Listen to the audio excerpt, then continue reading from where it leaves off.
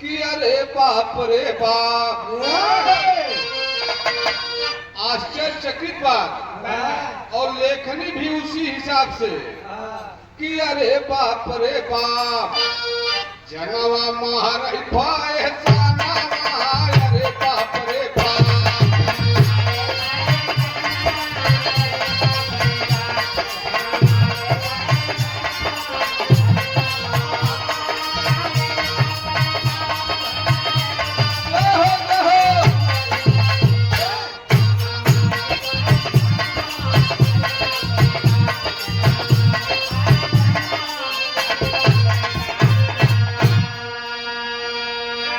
जनवा मारे फैसनवा अरे बाप रे बाप। मंच पर मंचा सीता के लाइन बा मास्टर।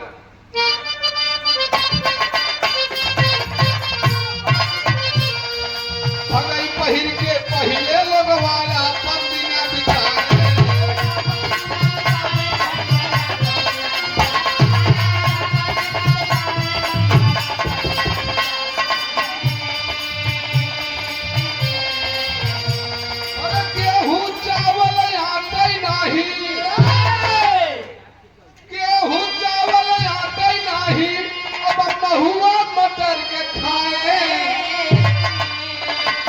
लेकिन रहले बाली वहनावा अरे बाप रे बाप।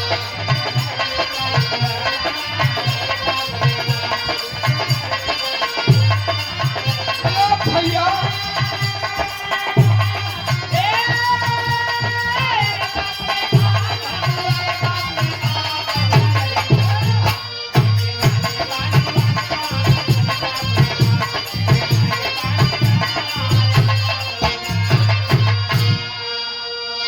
बाबू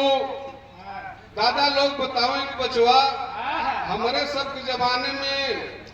अगर एक कुर्ता एक धोती रहे तो वही से पूरा गांव का बुजुर्ग मेहमानी करत रहे। एक भगई पहन के अपन दिन बिताई देते रहे हमार पूर्वज। ठीक ढंग से खाए के नहीं आदत रहा बाबू, बराबर मात्रा में गेहूं चावल नहीं होत रहा। महुआ मटर जौ बेर्रा चना महुआ खाई के अपन जीवन यापन करत रहे। लेकिन आज के जमाना का बा, पहले के गीत रही लेकिन आज के अब चलत बा। कैसे मास्टर?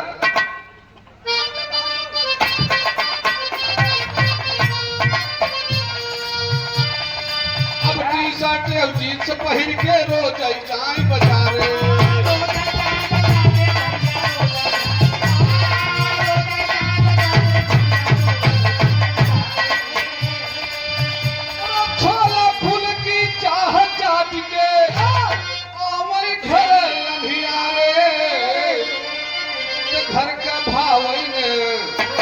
घर का भावई ने भोजनावा अरे बाप रे बाप।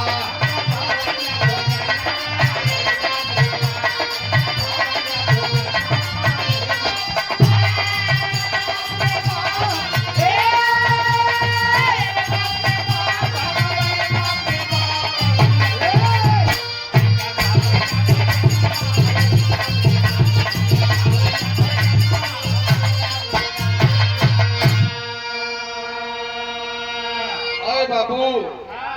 ऐ सुनने वाले मित्र, हमने बताया कि पहले हमारे पूर्वज एक भगई पर अपना जीवन यापन करते थे, पूरा दिन बिता दिया करते थे। लेकिन आज का उस समय बाद जितना जन चाहे छोट हो चाहे बड़ा चाहे बूढ़ पुरानिया हो चाहे जवान, आज के समय के नहीं बताई सकत गिन के हमारे पास कई कपड़ा बा, इतनी आजादी बा। और अब लोग पहिर के टी शर्ट जीन्स पहिर के बाजारे जाते हैं, छोला चाउमीन बर्गर छानत हैं, चखना ऊपर से चलत बा बड़का भैया। और संध्या के घरे आवत हैं, पिंटू की मम्मी कहते हैं कि कहो खाए लेते हैं, अब भैया लग वही टाइम बा पिया उपारे जाए तो सवेरे उठ के हम माज धोई ले तनी टाइम फुर्सत हो जाए कहा नहीं इच्छा नहीं बा सजवा के थोड़ा लेट खाए रहे यहाँ तो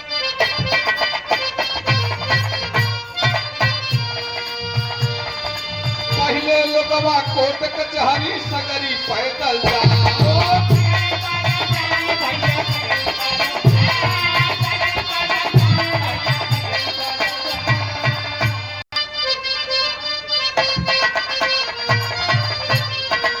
पहले लोगवा कोर्ट कचहरी सगरी पैदल जा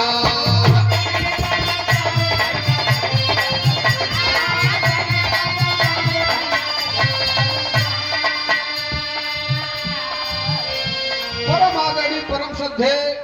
भाव को समझते हुए बाबू धाम चौकिया या विंध्याचल चाहे ही गयौना पैदल करते थे पैदल करते दरसनावा रे बाप रे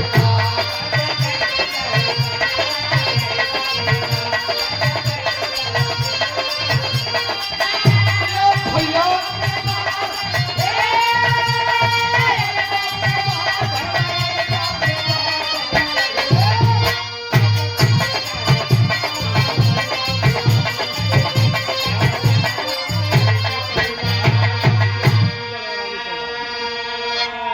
बाबू हमार पुरनिया रहे हमारे नहीं आप सबका सारे संसार का खास कई के उत्तर प्रदेश के पैदल मिर्जापुर चला जाए और वहां से कोल ढकेल के ले आवे मिश्री गढ़ौरा के पावन धरती पे कह दे वो बात ताकत रही चाहे मिर्जापुर का विंध्याचल धाम हो चाहे मैहर का शारदा धाम हमारे जौनपुर का शीतला चौकिया धाम चाहे कौशाम्बी के कड़े माई पैदल दर्शन किया करते थे बाबू नाथ हित कोर्ट कचहरी चाहे जहां आवे जाए रहे 1 किलो सेतुआ 5 पीड़िया गुड़ गठियाए ले और सानत खात रास्ता में हमसे आपसे आज मोटरसाइकिल से समझ नहीं पहुंच पाते लेकिन 10 मिनट आधा घंटे पहले हमारे बुजुर्ग मौके पर उपस्थित हो जाते रहे लेकिन आज के जमाना का बात कभी लिखे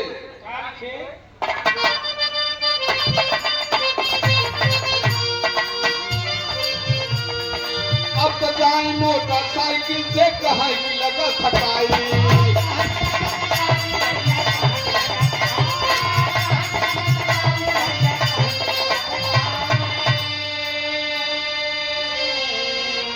सुबह 9 बजे सोए के जागई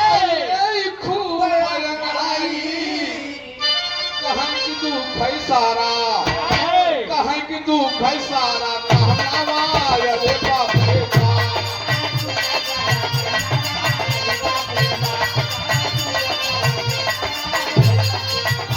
भैया क्या बात है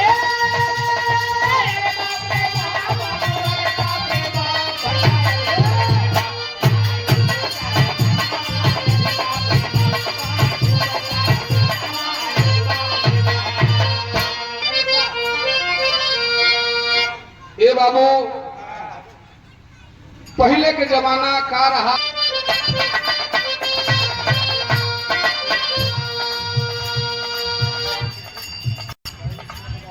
हमारे आदमी फुल्ली भी रहा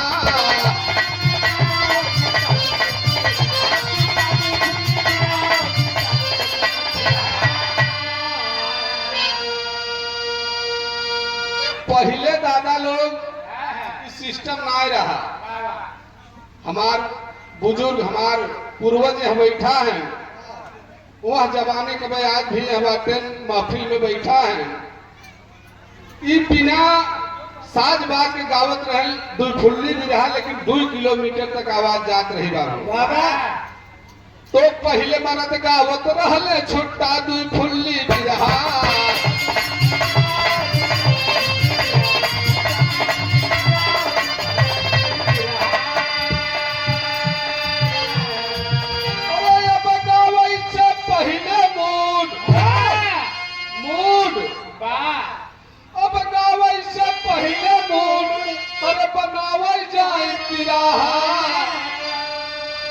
पिरहा गावली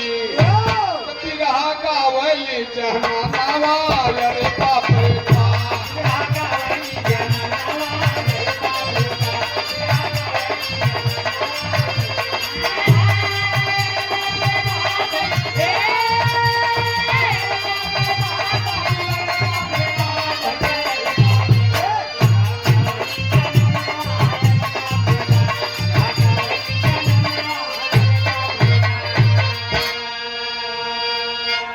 ए बाबू पहले दादा लोग यह तरह से गावत नहीं बिना साज बाज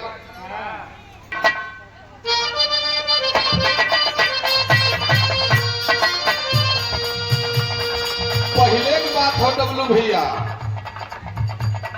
दादा लोग बतावे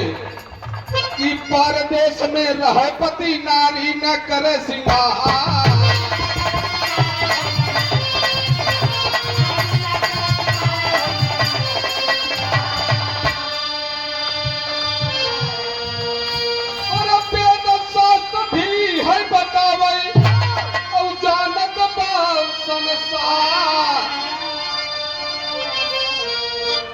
पति का पूजली पति का पूजली चरहनावा अरे बाप रे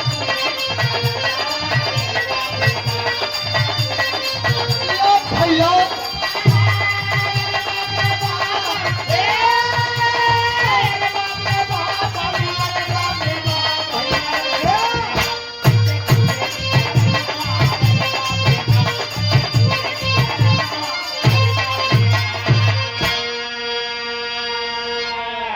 दादा लोग बतावे आजी लोग बतावे कि बेटवा जब त्योहार सबके दादा लोग परदेश चला जाए तो क्यों श्रृंगार नहीं करे और इतिहास गवाह हुआ और पति को ही परमेश्वर पति को ही अपना भगवान माना करती थी ये दादी लोग के जमाने की बात है बाबू लेकिन आज के जमाने का बात बा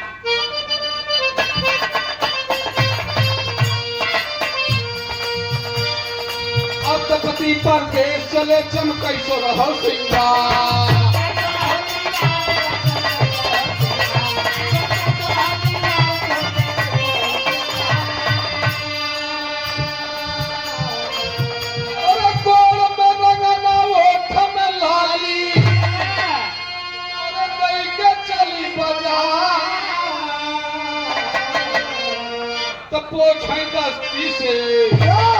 पोछाई दस्ती से पहनावा अरे बाप रे बाप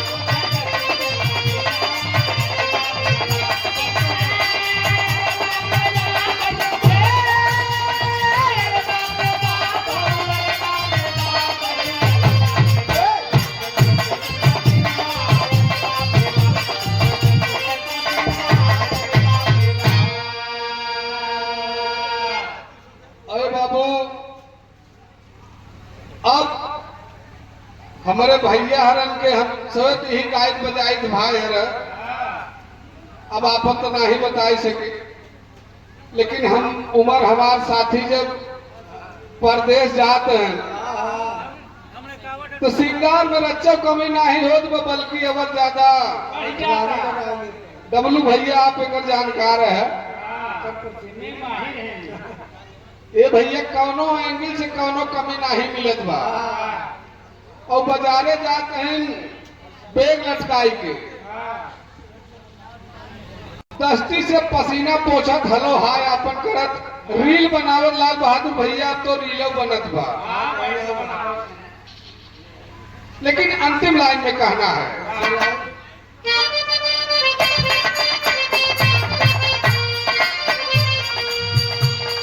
कि हम किस बगिया किस फुलवारी किस डाली के सुमन है कहना है कि गुरु बिहारी पत्तू नायक गईले स्वर्ग सिधारी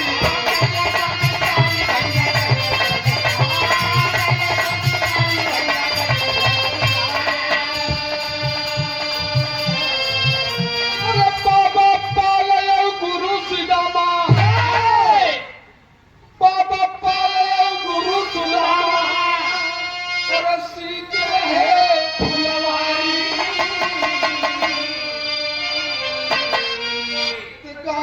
के सव यादव तो गाँव के सव यादव गानावा